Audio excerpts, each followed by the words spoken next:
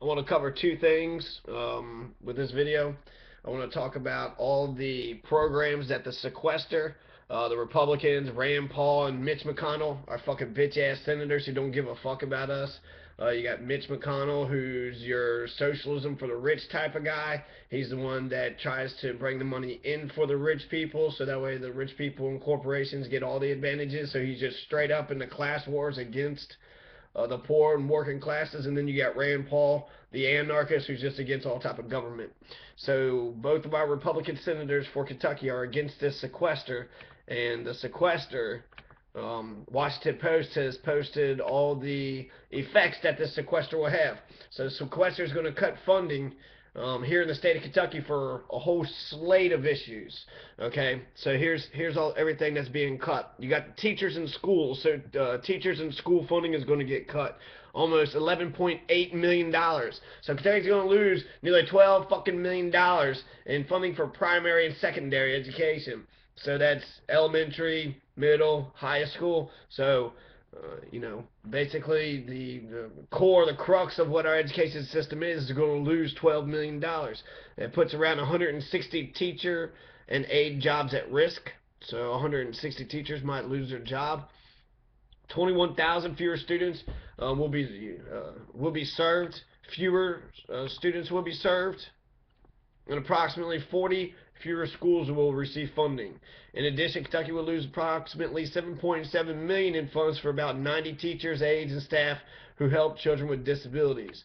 So we're going to lose money for disability training, for people to care about those with special privileges, and those folks do need accommodation. They do need more resources to make sure that they're be taken care of.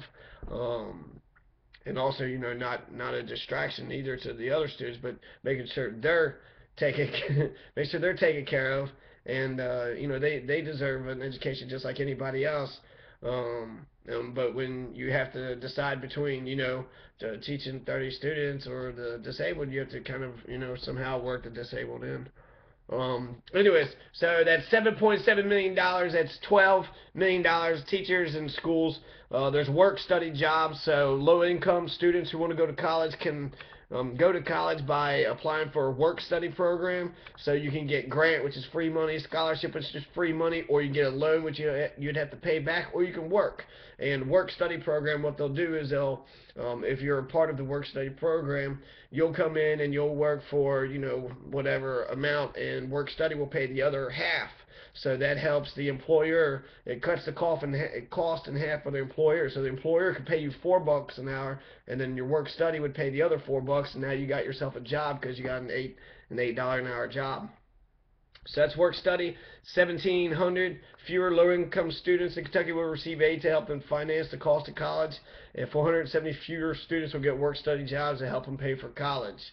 So that's 1,700 poor people ain't going to get any money, and 470 aren't going to get work study jobs. So that's 500 kids. Sorry, Kentucky kids, you're going to get fucked. Rand Paul and Mitch McConnell's all for the sequester, and they say, the sequester is just a pittance.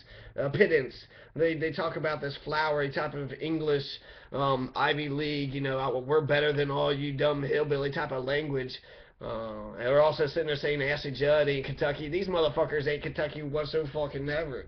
Rand Paul's got no generations here in Kentucky. He's only been here for 20 years, so it's just him. There's no generation. He don't have roots. He's not Kentucky through and through. If anything, he was able to bullshit Kentucky, so he was able to show that Kentucky can be manipulated, that they are actually kind of a bunch of hillbillies. And Rand Paul was the one who showed that Ashley Judd could win an election here in Kentucky. Protections for clean air and clean water, gone. So they will also want to sit there and say how Ashley Judd is in Kentucky because she's against pollution by the coal companies. Well, that's bullshit because we are against pollution. I don't want, pollution in my Kentucky hills.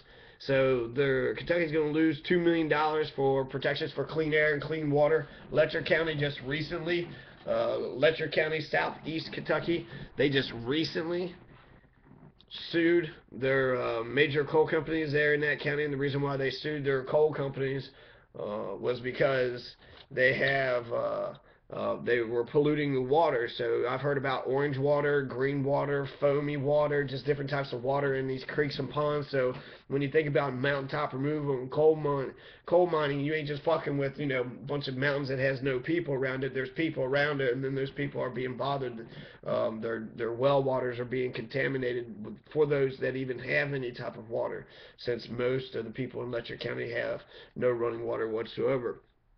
So there's $2 million we're going to lose for clean air, clean water. So Kentucky Wildlife is going to lose almost $1 million in grants, 774,000 in grants for fish and wildlife protection. You got military readiness, approximately 11,000 civilian Department of Defense employees will be furloughed, so they're going to lose some money. Head Start program and early Head Start services are going to be eliminated for approximately 1,100 children in Kentucky. So not only are we going to cut elementary and high school and middle school, but we're also going to cut Head Start programs. Fuck the little kids. And actually, I just saw a study that just came out, and I want to say a group show participated from Stanford University, and the study had said that if I don't know. It said about the confidence thing. Actually, with my cousin, if you tell your kids good job, they grow up with confidence. But also with early start, if they go, children who start an early start become smarter people, which was kind of obvious, but the study verifies that that's 100% true. So of course it is. You get your child into education earlier than they are. I think it's actually way more. I think you got way more synapses in your brain when you're just a baby, and then your brain actually prunes it down so you have more capability to absorb as much information as you can when you're just 0 to 6 years old, which is why Montessori education is brilliant. Maria Montessori had something right. Jefferson County here, Louisville, has got an academic genocide going on. There's a lot of failing schools, and I even heard that some of the schools only have a 40% graduation rate. 60% of some of these schools aren't even graduating. Like that's barbaric and ridiculous. Vaccines for children, they're cutting. Kentucky, around 1,350 fewer children receive vaccines for diseases such as measles, mumps, rubella, tetanus, whooping cough, influenza, and hepatitis B, due to reduced funding for vaccinations of $92,000. Nutrition assistance for seniors. Kentucky will lose approximately $677,000 in funds to provide meals for seniors. So we're not feeding our elderly. We're not going to give our children any vaccinations. We're just going to let their own natural immune system take on, all these new biological diseases out there. We got all these terrorists that's trying to kill us, right? Who knows what they're going to put out in the air, and if we don't have any type of vaccinations, what are we going to do? They're cutting child care up to 500 disadvantaged and vulnerable children could lose access to child care, which is also essential for working parents to hold down a job. So, there's less babysitters out there, so the parents are going to have to figure out what to do with their children. Hopefully they don't lose their job. Stop Violence Against Women program. Kentucky's going to lose $93,000 in services to victims of domestic violence, which is resulting up to 400 fewer victims being served. So there's 400 poor women going to get beat up because there's no money for services to go out and reach for, to make sure that there are people out there waiting for them. And Kentucky's #1 for spousal abuse, animal abuse, child abuse. Basically, if it's around, we're abusing it. We violent. We beating everybody. Everybody beating up everybody around here. They're beating up animals, elders, spouse, children. Number one across the board for all abuse. So the Sequestors is going to go ahead and get rid of funding for that. So that's great fucking idea, Rand, Mitch McConnell. Great. Thanks a lot, senators. Y'all fucking suck. Y'all don't represent me at all. And I don't know how you're gonna be bringing any money by being both of y'all got your own agenda going on. Rand wants to be president in 2016, and Mitch is just barely surviving. So. Since you all, Rand wants to run for president, so, I would say actually, Mitch, fuck him and just start working with the president. You might actually get elected. You're going against Ashley Judd, so you got to go left. You got to be pulled left. Public health. Kentucky's going to lose approximately 414,000 in funds to help upgrade its ability to respond to public health threats, including infectious diseases, natural disasters, and biological, chemical, nuclear, and radiological events. In addition, Kentucky will lose about $1 million in grants to help prevent and treat substance abuse, resulting in 1,200 fewer admissions to substance abuse programs. So they're going to lose money for public health, for rehab. Um, so that's great. There's gonna be more crack and meth addicted folks running around here, and I guess instead, if there's no money for rehab, we're just throwing them in prison for 10 years at a time. You know, you're caught making meth because your life is miserable and it's cheap to make. They'll throw you in prison. So they don't actually arrest you because they care about you. That's not what the war on drugs is about. It's about to make the prisons more money, to give the police something to do. It's total shams, total horseshit. Which is the law enforcement. We're going to lose money for that, but if the money is only going to the court systems and it's not going to the public advocate's office, then I ain't even worried about any of that stuff. So the sequester is good when it comes to that.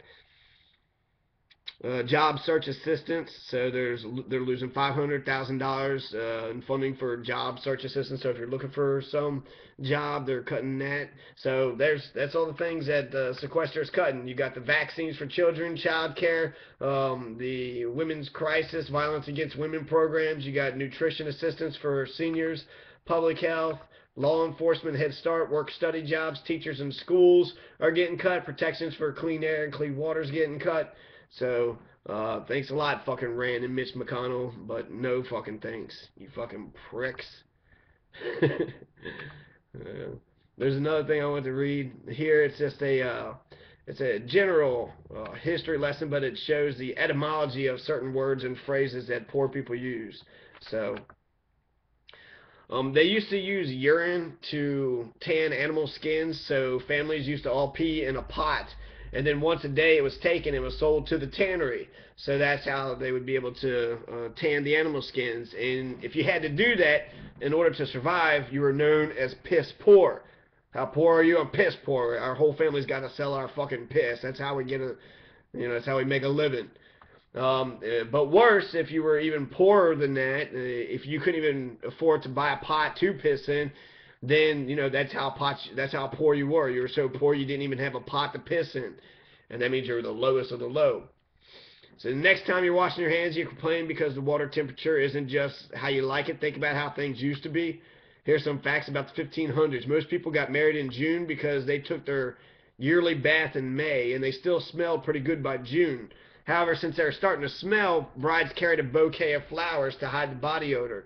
Hence the custom today of carrying a bouquet when getting married. Baths consisted of a big tub filled with hot water. The man of the house had the privilege of the nice bath water, of the nice warm bath water.